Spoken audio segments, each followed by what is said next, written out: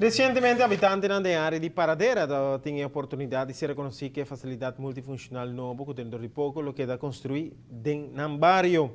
Um projeto que já está encaminhando para 2 anos acaba, onde a equipe encarregada a fazer sondeio entre habitantes para em que direção mestre enfocar para construir uma facilidade multifacética que tem como meta para 13 bairros juntos.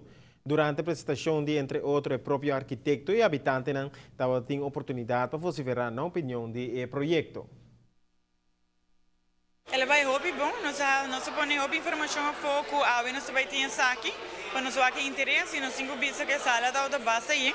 E tal tem hobby pergunta no caso e nós vai hobby tips também de habitante na Jabario. A apresentação estava hobby duidelijk. Hobby pergunta na Bindilante, ou seja, contesta não. Meta querer que o conceito aqui está algo novo para Aruba, papiando para Paradera.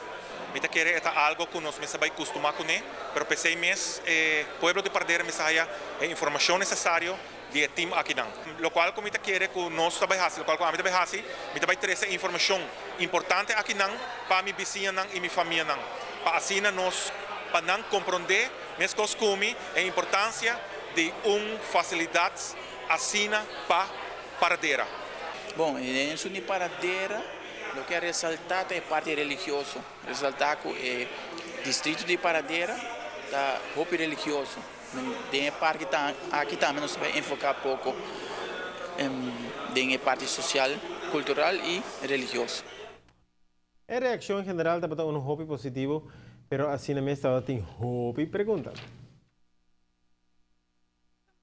Inquietude é algo mais chiquito, eigenlijk como nós está assim que caminha, tipo de pergunta não, que eigenlijk o sim nós está em contexto ribanan, e também tips para eigenlijk involucrar o bairro mais, que é a minha fana e essa ideia também, e também number, como nós básico é klankbordgroep, que é grupo de voluntários que trabalham junto com a minha fana.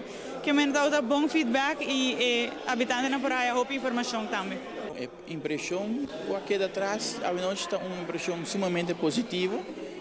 Habitantes não pura para o edifício aqui que é claro, assim não começa a desfrutar de serviço não colaborado e não é isso, não está o acto também que aquilo 13 é bairro e gente junto back maneira antes. O seguinte passo é agora que os arquitetos estão underhandel com a companhia que agora é betting e assim nós vamos seguir e tem hope pronto, não que não fecha ainda, mas pronto, mas que o arquiteto também mencionou, nós começamos com a construção. A intenção está para dentro de pouco iniciar que parte de construção que está net outra banda de Hulpbestuurskantoor Bieu de bairro de Paradera.